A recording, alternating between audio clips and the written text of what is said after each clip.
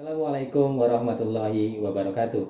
Innal hamdalillah nahmaduhu wa nasta'inuhu wa nastaghfiruh wa na'udzu billahi min syururi anfusina wa min sayyiati a'malina may yahdihillahu fala mudhillalah wa may yudhlil fala hadiyalah. Asyhadu an la ilaha illallah wa asyhadu anna Muhammadan abduhu wa rasuluh. Amma ba'du. Halo sahabat umat sekalian, apa kabarnya? Mudah-mudahan di penghujung Ramadan yang sedang dijalankan oleh sahabat umat masih tetap terjaga kualitasnya nih. Mudah-mudahan Ramadan di sisa-sisa akhir ini Allah senantiasa memberikan keberkahan bagi sahabat umat sekalian. Dan saya ucapkan selamat sahur bagi sahabat umat sekalian yang di akhir penghujung Ramadan ini. Mudah-mudahan sahurnya tetap membahagiakan begitu sahabat umat. Perkenalkan, kembali bersama saya Muhammad Iqbal Syen dari Komunitas Sahabat Hijrah beserta salah satu guru kami yang ada di sebelah saya, yaitu Ustadz Kuihan dari Yayasan Pondok Mu'alaf Indonesia. Assalamualaikum Ustadz, bagaimana? Waalaikumsalam warahmatullahi wabarakatuh. Chung ni men ping an, yen chen chu je ini menren. Masya Allah, sahabat umat, bahasa Mandarin tuh. Apa artinya Ustadz? Ya, assalamualaikum warahmatullahi wabarakatuh. Artinya selamat sejahtera buat kalian semuanya. Masya Allah. Kebetulan Ustadz yang akan memaparkan materi kali ini, beliau jago banget nih sahabat umat bahasa Mandarin. Masya Allah. Baik, bagi sahabat umat sekalian nih yang belum mendownload aplikasi umat, jangan lupa download di App Store atau di Play Store. Dan bagi sahabat umat yang akan mengajukan pertanyaan, boleh banget dan gampang, tinggal klik tombol pensil yang ada di sebelah kanan bawah. Nah, selamat bertanya sahabat umat. Baik, tanpa berlama-lama kita langsung saja ngobrol-ngobrol bersama Ustadz Kuihan tentang Al-Quran sebagai petunjuk. Nah, banyak banget yang akan kita bahas bersama Ustadz Kuihan. Langsung aja ya Ustadz, kita ngobrol-ngobrol Ustadz tentang bagaimana Al-Quran itu ya Ustadz ya. Yang pertama mungkin terkait soal Al-Quran Ustadz. Yaitu Al-Quran itu pasti punya fungsi kan Ustadz ya?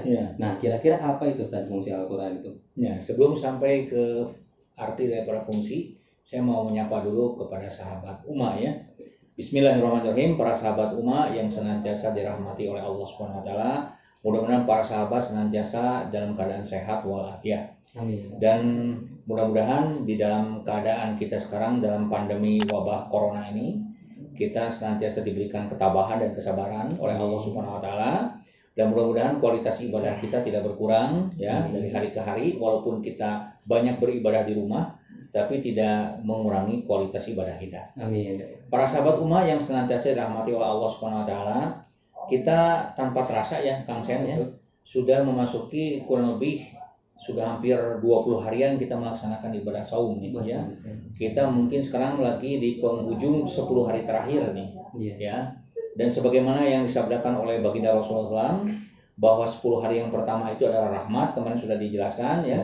Yang kedua mungkin para sahabat yang masih ingat ya. Yang kedua adalah ampunan dari Allah, dan yang ketiga adalah itqum minanar atau pembebasan dari api neraka. Nah, bagaimana agar kita menjadi manusia-manusia yang diberikan suatu anugerah oleh Allah, dibebaskan dari siksaan api neraka. Nah, ini yang ditunggu-tunggu oleh kita ya. Karena orang yang dibebaskan dari siksaan api neraka jelas akan masuk surga. Kalau nggak bebas dari siksaan api neraka ya nggak akan masuk surga, betul nggak? Betul. Nah itu jadi konotasinya kalau kita dibebaskan dari siksaan api neraka artinya kita dimasukkan dalam surga. Nah orang yang masuk ke dalam surga ini ada syaratnya, yaitu orang-orang yang sudah mencapai makom takwa. Nah ini makom itu kalau dalam bahasa ilmu tasawuf gitu ya, itu artinya kedudukan seseorang di hadapan Allah. Nah ini yang penting nih. Kebanyakan di antara kita ini ya tanpa mengurangi rasa hormat kita, kebanyakan di antara kita manusia ini mencari kedudukan itu di depan manusia, banyak itu Bang Sen ya. Tetapi kurang memperhatikan kedudukan dirinya di hadapan Allah. Nah ini yang penting, karena kalau kita terhormat ya di depan Allah, tentu kita akan mendapatkan kemuliaan dan keselamatan di sisi Allah sampai ke akhirat. Tapi kalau kita mendapatkan kemuliaan dan penghormatan di depan manusia, itu belum tentu sampai ke akhirat. Belum tentu ya. Nah ini maknanya nih. Ya, jadi kita kalau sebagai orang yang beriman, ya sebagai orang yang sudah mencapai derajat takwa yang benar, ya. Ya artinya saumnya sukses nih kan nih, ya. Kan la'allakum tattaqun kan. Itu akan dijanjikan surga oleh Allah. Iya. Sebagaimana difirmankan Allah dalam surat Ali Imran surat 3 133 sampai 138, yaitu firman Allah mengatakan, ya, wasari'u ila magfiratin wa jannatin arduha samawati wal ardu iddat lil muttaqin. Jadi bergegaslah kalian semua, ya, untuk mencari ampunan dari Allah. Ampunan nih. Iya. Berarti 10 hari yang kedua ampunan Allah. Ya, yang dimana ganjarannya itu adalah diberikan surga yang seluas langit dan bumi. Masya Allah. Itu tapi disediakan lil muttaqin, bagi orang-orang yang takwa. Jangan salah. Jadi kalau yang tidak tercapai takwanya ketika saum tadi, ya ayyuhalladzina amanu kan, kutiba alaikumusiyam kama kutiba alal ladzina min qablikum la'allakum tattaqun, supaya takwa. Kalau tidak tercapai takwanya, itu kita belum terjanjikan nih mendapat surga itu. Nah, oleh karena ini ada hubungan dengan saum itu, firman Allah tadi, yaitu 10 yang terakhir. Ya, mudah-mudahan para sahabat sekarang ketika menjalankan di 10 hari yang terakhir tidak mau berkurang kualitasnya. Amin. Kita mendapatkan itkun minanar tadi, pembebasan dari api neraka, udah pasti masuk surga. Artinya kita, kedudukan kita, makom kita sudah naik jadi takwa. Nah, ini penting nih.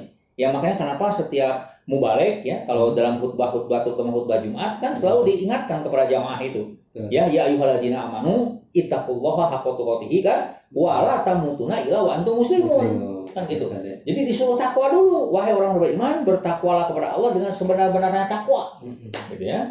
Dan janganlah kamu mati kecuali dalam keadaan muslim, dalam keadaan takwa tadi. Takwa gitu. Dulu berarti. Iya, karena takwa itu syarat masuk surga. Jadi kalau kita tidak tercapai takwa kita, itu syarat masuk surganya kita nggak terpenuhi. Nauzubillah min dzalik. Ya, jadi kepada para sahabat, termasuk kepada diri saya pribadi, ya, Kang Sen, kita berusaha dalam hidup ini bagaimana ibadah ini membuat kita menjadi makom takwa tadi, menjadi orang takwa yang sebenarnya di depan Allah. Nah, ini ya, itu yang kita bahas. Nah, tentu saja ketakwaan ini tidak terlepas daripada petunjuk, kan gitu. Betul. Karena manusia itu diciptakan di atas fitrah. Ya, sebagaimana sabda Rasul dalam sebuah hadis sangat terkenal sekali. Kullu mauludin yuladu ala fitrah. Jadi setiap anak yang dilahirkan dari perut seorang ibunya dalam keadaan suci, dalam keadaan fitrah. Ya, fitrah inilah yang harus kita penuhi, ya, setelah kita keluar dari Ramadan ini. Di mana kita kan akan Idul Fitri. Kan fitri itu artinya fitrah. Ya, jadi orang yang sukses ketika melaksanakan Ramadannya itu kembali kepada fitrah. Ya, seperti ibarat seorang bayi yang baru keluar dari perut ibunya. Tidak memiliki dosa dan tidak memiliki kesalahan. Jadi kalau ibarat kertas itu kertas yang putih gitu, tidak ada noda sama sekali. Belum ada coretan kesalahan. Nah, ini yang akan dituju di dalam Ramadan kita. Jadi mudah-mudahan ketika Allah mengampuni dosa-dosa kita, itu kita akan seperti orang yang dilahirkan kembali yang tidak membawa dosa. Dan itu akan tercapai kalau kita makom kita takwa. Nah, ini masalahnya. Nah, salah satu ya ciri orang takwa itu hidupnya tidak lepas daripada Al-Quran. Nah, ini makanya 10 hari yang terakhir ini, tepatnya 17 Ramadan kan, yang lalu kita memperingati hari Nuzulul Quran. Karena tanggal 17 Ramadan itu pertama kali Al-Quran diturunkan. Sebenarnya bukan hanya Al-Quran saja, Kang Sen nih. Ya, di para sahabat ya. Selain daripada Al-Quran, itu kitab-kitab wahyu Allah yang diturunkan kepada Nabi dan Rasul sebelumnya, baik itu Injil maupun Taurat, ya, termasuk kitab Zabur, itu diturunkannya di bulan Ramadan. Cuman beda tanggalnya. Gitu. Jadi memang Ramadan ini adalah suatu bulan yang sangat istimewa, di mana kitab-kitab wahyu Allah kepada para nabi dan rasul diturunkan di bulan ini. Begitu. Nah, ini kemuliaan Ramadan ini. Nah, oleh karena itu, kalau kita ingin mencapai takwa, kita harus dekat dengan Quran. Nah, kemudian tadi pertanyaan Kang Sen ya. Betul, Ustaz. Apa fungsi Quran? Ya, Quran memiliki fungsi, udah jelas. Ya, yang pertama kali yang paling terkenal, kita mengenal bahwa Quran itu sebagai hudan kan, sebagai petunjuk. Ya. Nah, supaya lebih jelas lagi, yang pertama, mari kita buka. Kalau para sahabat punya Al-Quran di rumah, bisa dibuka juga tuh. Ya, sama-sama dibuka. Ada terjemahnya, kita lihat sama-sama. Yaitu surat 45, surat Al-Jathiyah, ayat 20. Di sana Allah Subhanahu wa taala berfirman, A'udzubillahi minasyaitonirrajim. Hada basairu linas wa huda wa rahmatan liqaumin yuqinun. Yang artinya, inilah Al-Quran sebagai basairu linas. Basoir itu artinya dari kata basir. Kan kita mengenal Abu Bakar Basir kan gitu ya. Basir itu apa artinya? Nah, Basir bahasa Arab ya. Basir itu artinya melihat. Basor, melihat. Jadi basoirun artinya penglihatan atau pandangan. Gitu. Jadi inilah Al-Qur'an sebagai basoirun linas, sebagai pandangan hidup bagi manusia. Kalau istilah bahasa sekarang mungkin way of life, ya. Pandangan hidup bagi manusia. Itu bahasa Al-Quran mengatakan seperti itu. Basoirun linas, pandangan hidup bagi umat manusia. Kenapa tidak dikatakan pandangan hidup bagi orang muslim saja? Tidak dikatakan begitu. Tapi Al-Quran mengatakan bahwa inilah pandangan hidup bagi manusia. Karena memang Allah ketika menciptakan manusia yang sesuai dengan fitrah tadi, ya, itu Allah tidak membiarkan manusia itu ketika diciptakan tanpa aturan.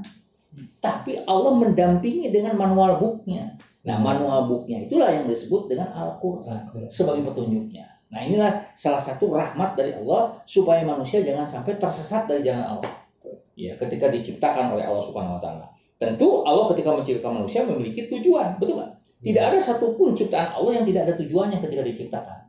Pasti memiliki tujuan dan maksud. Betul. Nah, ketika Allah menciptakan manusia yang merupakan makhluk yang paling dimuliakan, tentu memiliki tujuan. Ya, tujuan ketika Allah menciptakan manusia tidak lain dan tidak bukan adalah salah satunya adalah untuk beribadah kepada Dia. Wa ma khalaqtul jinna wal insa illa liya'buduni. Tidaklah aku ciptakan jin dan manusia kecuali hanya untuk beribadah kepada aku saja, bukan kepada yang lain. Nah, jadi ketika kita hidup ini tidak boleh kita melakukan pengabdian kepada selain Allah. Sebetulnya itu. Kalau kita melakukan pengabdian kepada selain Allah, artinya kita keluar dari jalur fitrah itu. Keluar dari tujuan ketika Allah menciptakan manusia itu sendiri. Nah, oleh karena itu, sekali lagi, Al-Quran sebagai basoirun linas, sebagai pandangan hidup manusia. Way of life-nya manusia. Itu satu. Walaupun Al-Quran diturunkan dalam bahasa Arab, ya kan saya, nabinya juga orang Arab, tetapi isi daripada Al-Quran sebetulnya ditujukan kepada umat manusia. Jadi artinya Al-Quran itu harus disampaikan dalam bahasa kaumnya. Makanya ada ayat yang mengatakan dalam surat Ibrahim ayat 7, wa ma arsalna mir rasulin illa bilisani qaumihi. Apa artinya? Dan tidaklah aku mengutus seorang rasul kecuali dengan bahasa kaumnya. Makanya tadi ternyata ada Al-Quran dalam bahasa suatu kaum. Misalnya kalau saya seperti orang Tionghoa, orang Chinese nih, ya betul. Tentu saya punya bahasa tersendiri kan, bahasa Tionghoa kan. Ya, artinya apakah ada Al-Quran dalam bahasa Arab ini diterjemahkan dalam bahasa Tionghoa? Ada. Karena sebagai seorang Tionghoa itu punya pengalaman pribadi nih Kang Sen. Saya juga ketika menemukan ajaran Islam ini dan kemudian saya masuk Islam, itu tidak terlepas ketika saya membaca Al-Quran dalam bahasa Mandarin. Nah, itu.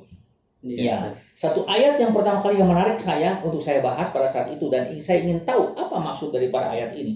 Agama apa yang mengajarkan seperti ini? Itu tidak lain dan tidak bukan ketika saya membaca sebuah Al-Quran di dalam terjemah bahasa Mandarin. Ya, saya pernah waktu itu ketika pertama kali sebelum masuk Islam, saya diperkenalkan oleh salah seorang teman yang dibawakan sebuah Al-Quran dalam bahasa Mandarin. Pengen tahu kan saya apa bahasa Al-Quran dalam bahasa Mandarin? Apa Ustaz? Kulancing.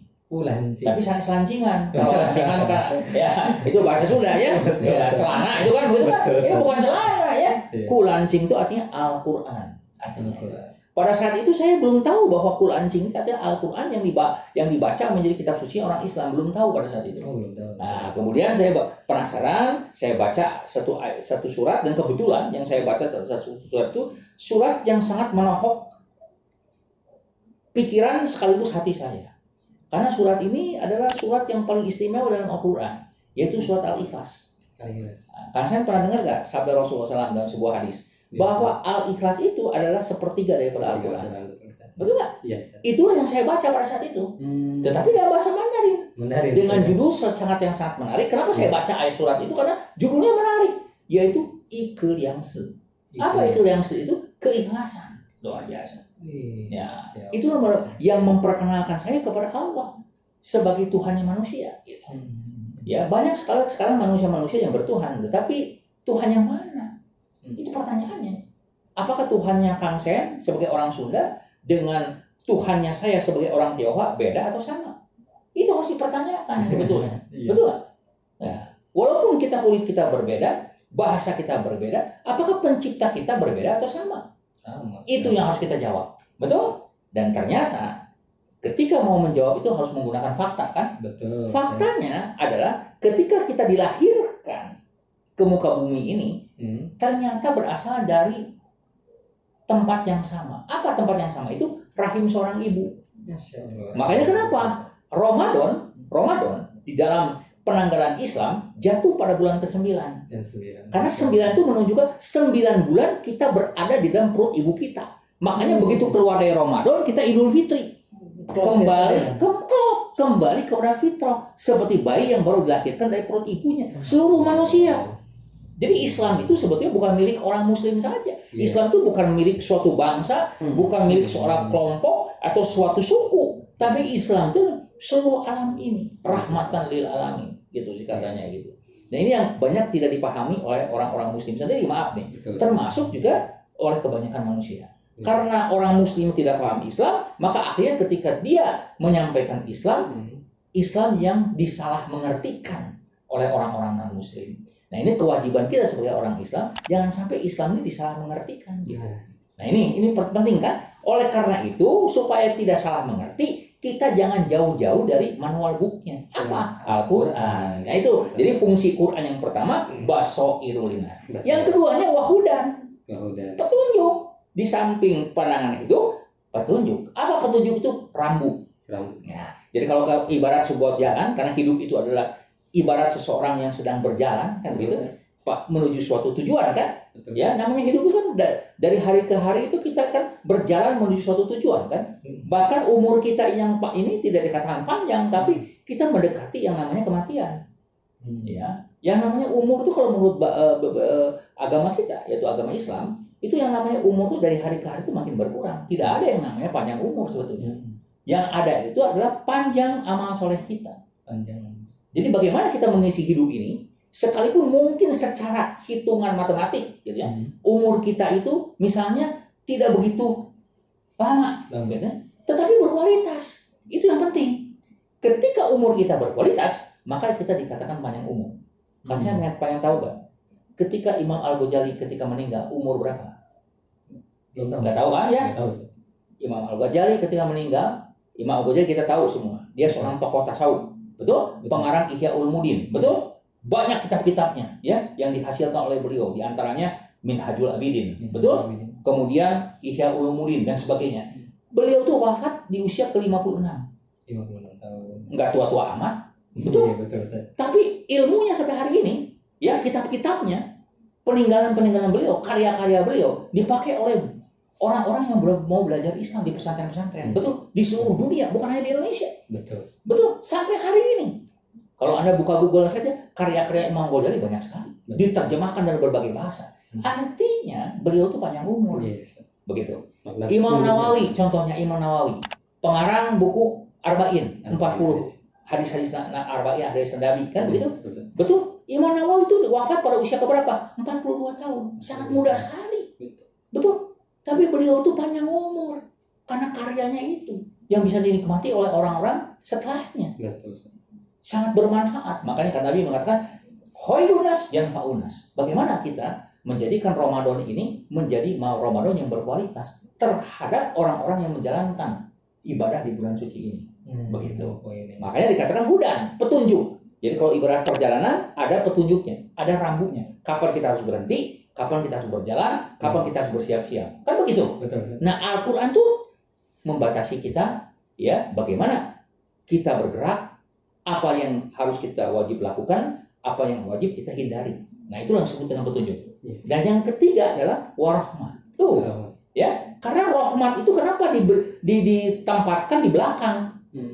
Yang diawali dengan basoir dan hudan dulu, baru setelah itu rahmat. Kenapa rahmat terakhir? Karena rahmat tidak mungkin didapatkan kalau Quran tidak dijadikan pandangan hidup.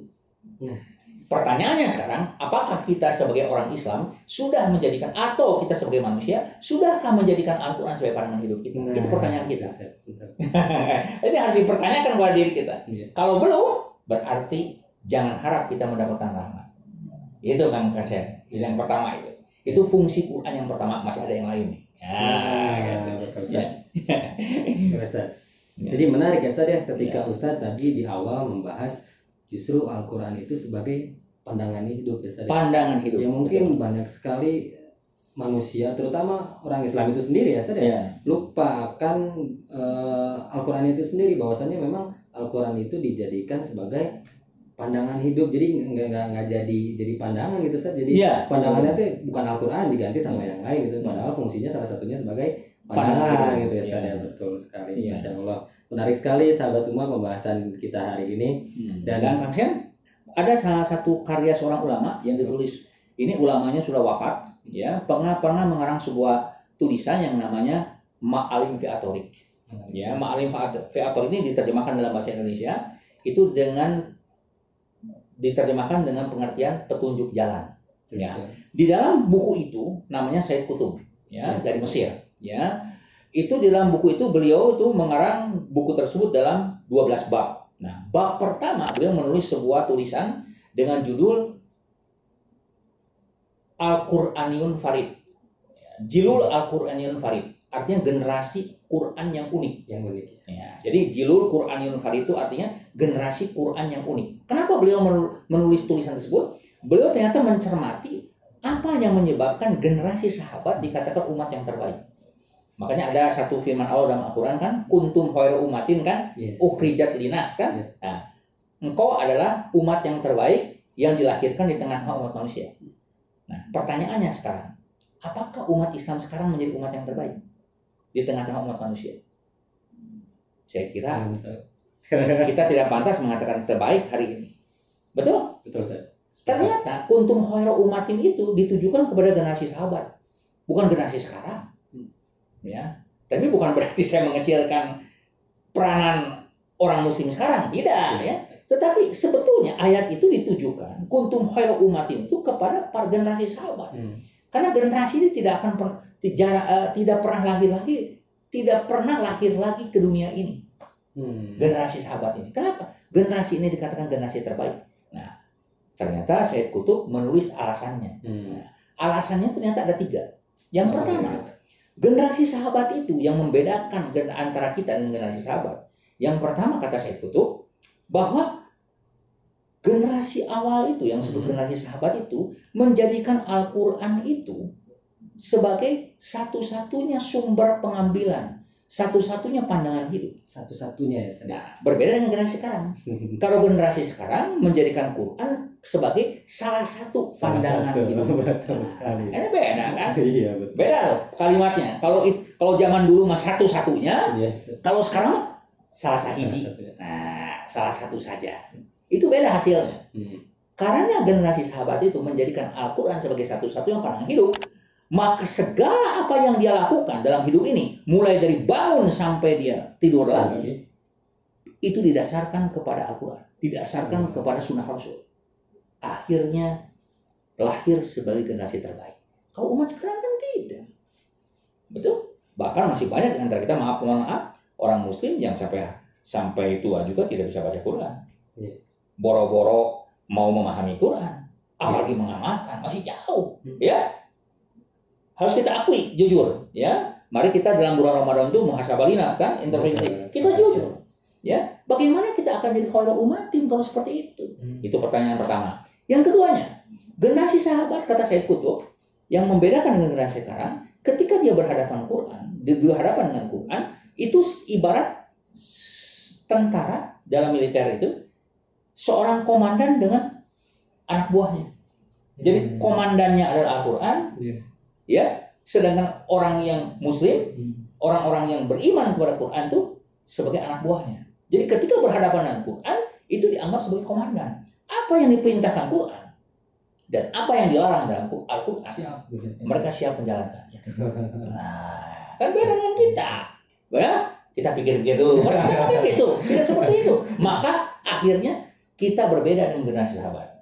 Dan yang ketiganya, ketika mereka menerima Islam sebagai satu-satunya jalan hidup dan pedoman hidup, dan menerima Quran sebagai satu-satunya petunjuk, ya, maka generasi pertama atau generasi sahabat meninggalkan seluruh sistem jahiliyah. Nah, ini yang penting. Jadi jahiliyahnya nggak ke bawah. Totalitas hijrah total. Begitu. Beda dengan sekarang. Hijrah sih hijrah. hijrah sebagian. Kalau sekarang pikir-pikir dulu yang lainnya. Jadi Islamnya dianut, diadopsi, jahiliyahnya juga masih ke bawah. Nah ini masalahnya. Jadi akhirnya kualitas kita tidak sebanding dengan generasi pertama. Itu yang dikatakan Sayyid Qutb ini juga ya. Itu hasil buah pikiran beliau sebagai seorang ulama yang dituangkan dalam bukunya yang disebut dengan Ma'alim fi At-Thariq. Nah itulah salah satu pelajaran buat kita. Ya. Betul, Ustaz. Masya Allah, menarik banget. Menggugah ya, Ustaz ya. Ya, betul. Nah, selanjutnya nih, Ustaz. Karena kita kan dituntut ya, Ustaz ya, untuk belajar Al-Quran, selalu mempelajari Al-Quran, selalu. Dan dengan bahasa kaumnya yang tadi saya bilang itu. Bahasa kaumnya. Ya, karena saya juga memahami Al-Quran dan berkenalan Al-Quran itu dalam bahasa yang saya pahami, yaitu bahasa Mandarin salah satunya. Yaitu surat Iql yang itu. Pengen tahu? Apa Ustaz? Isi daripada itu, surat Al-Ikhlas dalam bahasa Mandarin. Coba dibahas. Nah, Iql yang itu dalam bahasa Mandarin kurang lebih sebagai berikut: Feng ce ren zhe zhe de chen chu jeming. Ni suo ta an la shi tu yi de, an la shi shu yi lai de, ta bu chan shen, ye fei bei chan shen, wu yi shi ta de tui. Masya Allah. Artinya, Bismillahirrahmanirrahim. Qul huwallahu ahad, Allahu samad, lam yalid walam yulad walam yakul lahu kufuwan ahad. Itulah yang menggugah pikiran kita dan hati kita pada saat itu. Karena baru pertama kali saya mengenal Tuhan yang sebenarnya. Itu katakanlah oleh engkau bahwa Tuhan itu adalah Esa. Tuhan itu adalah satu. Karena dulu saya mengenal Tuhan itu tiga. Masalahnya itu. Ya, tetap dalam Quran jelas dikatakan Tuhan itu hanya satu. Satu-satunya bahkan. Tidak bisa tergantikan oleh yang lainnya. Kenapa dikatakan tidak tergantikan? Dalam akhir ayatnya yang keempat. Walam yakul lahu kufuwan ahad.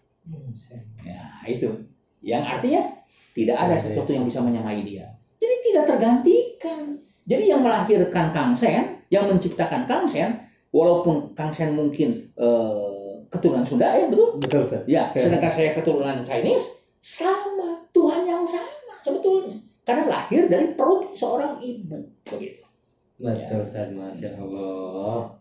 Ustaz, menarik sekali, Ustaz. Cuman ya waktu ya membatasi kita ya. Kita tapi insya Allah nanti kita pembahasan mengenai kita akan bisa teruskan. Ya. Amin, Ustaz. Seru banget padahal Ustaz pembahasan. Ya. Sebetulnya kalau yang namanya kajian cukup 1 ayat 2 ayat, tetapi kita memahami secara mendalam. Itu yang penting. Jadi terlampau banyak ayat tidak perlu. Nah, iya, Ustaz.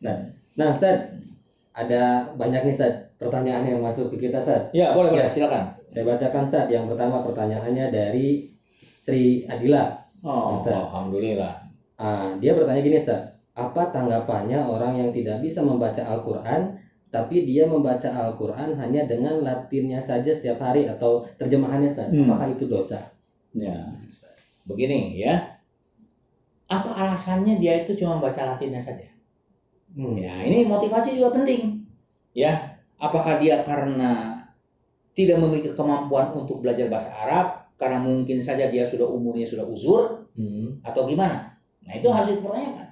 Kalau misalnya anaknya orangnya masih muda, masih punya kekuatan untuk belajar, ya itu mah pemalas saja gitu ya. Ya. Sedangkan kita ya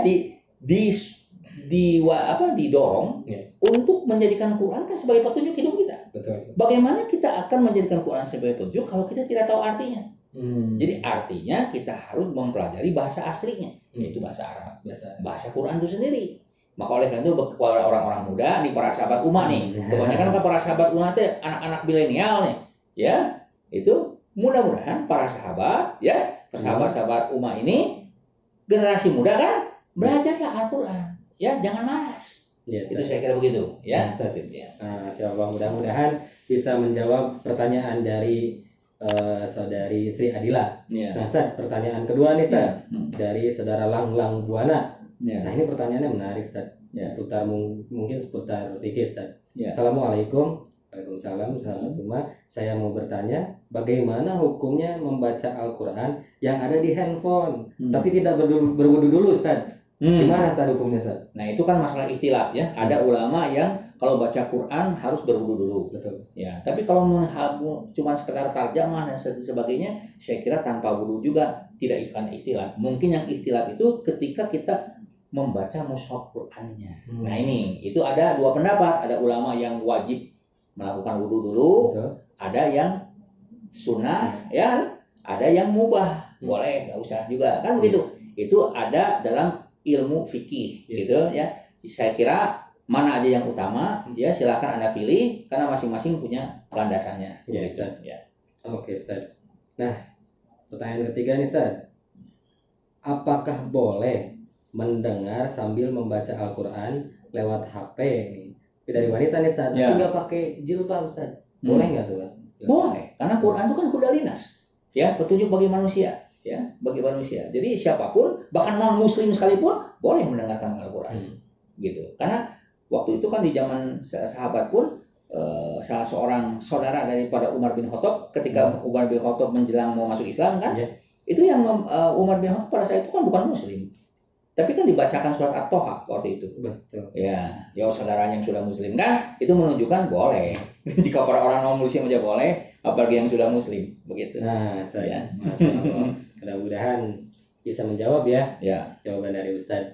Nah, terakhir nih, pertanyaan dari Yani Kurniasari, Ustadz. Ya. Apakah amalan yang lebih baik setelah sholat, baca Al-Quran atau berzikir? Setelah sholat. Nah, setelah sholat, memang kita disunahkan kan wirid dulu, ya. Kemudian ada zikir-zikir tertentu yang disunahkan oleh Rasul kan. Betul. Oleh karena itu, ketika setelah sholat lebih baik kita melaksanakan wirid dan zikir yang disunahkan oleh Rasul. Setelah itu tuntas, baru kita membaca Al-Quran. Begitu, ya. Ya.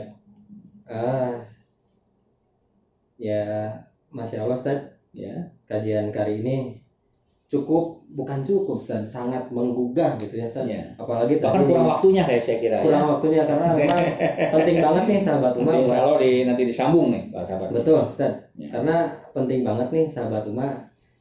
Ini jujur saya juga merasa tergugah, Ustaz, karena mempelajari Al-Quran ternyata banyak banget gitu, Ustaz, yang harus banyak sekali. Dan memang tertinggal kita ini ya, Ustaz ya. Ya, Quran itu sebagai satu spirit. Jadi kalau ibarat seorang manusia, kalau tanpa Quran itu kehilangan spirit. Jadi bagi orang Muslim, orang beriman, Quran itu adalah spiritnya. Jadi kalau misalnya seorang yang Muslim jauh dari Al-Quran, kehilangan spiritnya.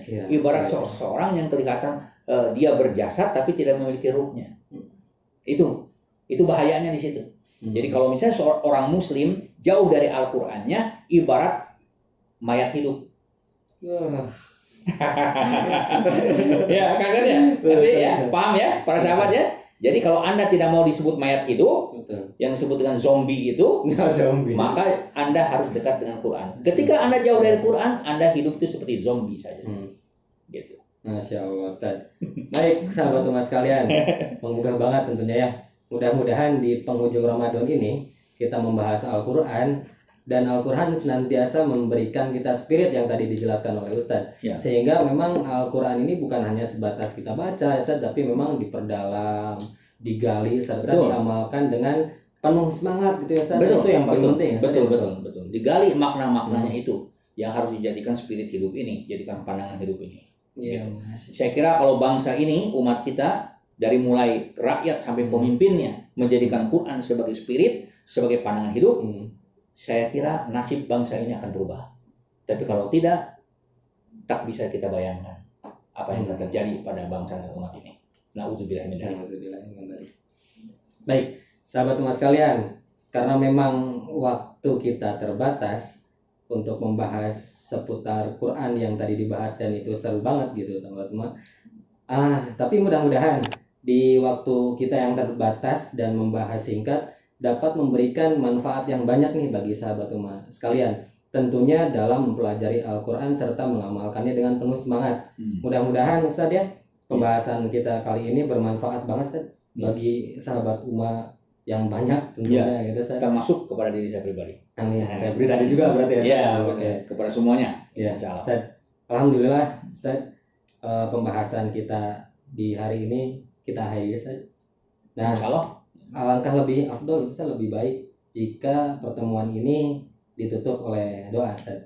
Insyaallah. Marilah para sahabat umat yang dirahmati Allah, mari kita tutup kajian kita pada subuh ini dengan doa akhir majelis. Subhanaka Allahumma wa bihamdika asyhadu alla ilaha illa anta astaghfiruka wa atubu ilaik. Allahumma inna nas'aluka salamatan fid din wa afiatan fil jasadi wa ziyadatan fil ilmi wa barakatan fil rizqi wa taubatan qoblal maut wa rahmatan indal maut wa maghfiratan ba'dal maut. Allahumma hawin alaina fi sakaratil maut wa nazata minan nar wa afwa indal hisab. Allahumma dfa' anal gola'a wal bala'a wal waba'a wal fahsya'a wal munkara wa suyufa wal muhtalifata wa syada'ida wal mihana ma zuhara minha wa ma batona min baladina am khosatan wa min baladil muslimina ammatan innaka ala kulli syai'in qadir. Allahumma taqabbal minna innaka antas samiul alim. Rabbana zalamna anfusana wa illam taghfir lana wa tarhamna lanakunanna minal khasirin. Allahumma taqabbal minna innaka antas samiul alim. Subhana rabbika rabbil izzati amma yasifun wa salamun alal mursalin walhamdulillahi rabbil alamin. Aqulu qouli hadza wastaghfirullah li wa lakum billahi taufik wal hidayah. Wassalamualaikum warahmatullahi wabarakatuh. Alhamdulillahirabbil alamin. Sampailah kita ke penghujung acara. Kita tutup pertemuan kali ini dengan membacakan hamdalah, Ustaz. Ya. Alhamdulillahirabbil alamin.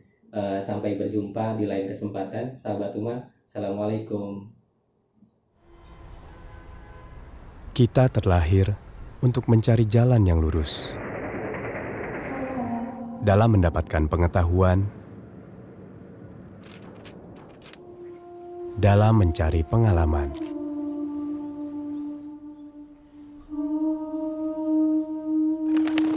dan dalam mengemban amanah untuk menjadi manusia yang lebih baik.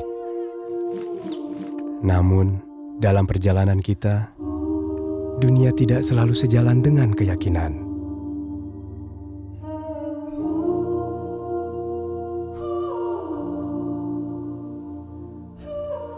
Zaman mendatangkan beragam pilihan. Namun yang baik untuk kita tidak selalu jelas di depan mata. Karena itu, Ummah hadir untuk kita sebagai penunjuk arah yang insya Allah memberi pencerahan, dan sebagai sahabat yang insya Allah senantiasa mengingatkan.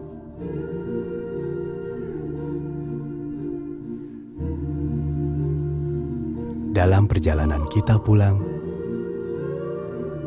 menuju jannah, Ummah, teman ibadahmu.